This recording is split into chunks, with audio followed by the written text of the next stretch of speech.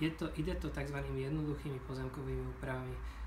Viac menej sú to zámeny, potrebuje to súhlas väčšiny majiteľov, ale starosta to nemohol vykonať, nakoľko on ako verejný činiteľ nemohol iniciovať pozemkové zámeny, čo sa týka pozemkov súkromných osob alebo firiem, lebo prečo? Ako starosta nemá čo sa hrabať majetkových pomerov súkromných osob. Takže tým pádom, keď mu dáme teraz príležitosť iniciovať takéto výmeny, tak veríme, že vieme vyriešiť dosť veľkú časť týchto problémov.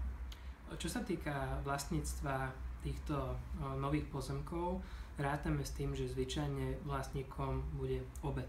Potom, že čo urobí obec s tými pozemkami, to je už na ich zváženie. Treba povedať, že tie pozemky sú viac menej nepoužiteľné na iné účely, nakoľko sú husto zabudované. To znamená, že tam akurát si viem predstaviť nejaké dotvorenie tej osady. Mimochodom, ja nemám rád slovo osada.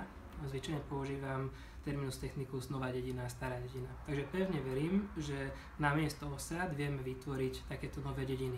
To je taká klasická otázka, či chceme zbúrať osady. No nechceme zbúrať osady, žijú tam totiž ľudia. Ale musíme pracovať na tom, aby sme nemali osady, ale takéto nové dediny. A nová dedina obnáša nielen bývanie, obnáša to aj služby, školku, poštu a podobne a podobne. Keby sme vedeli v týchto podmienkach vytvoriť normálne, skolaudovateľné byty na vysporiadaných pozemkoch a vedeli by sme tam dotiahnuť nejaké sociálne služby, naozaj by z nich bola nová dedina.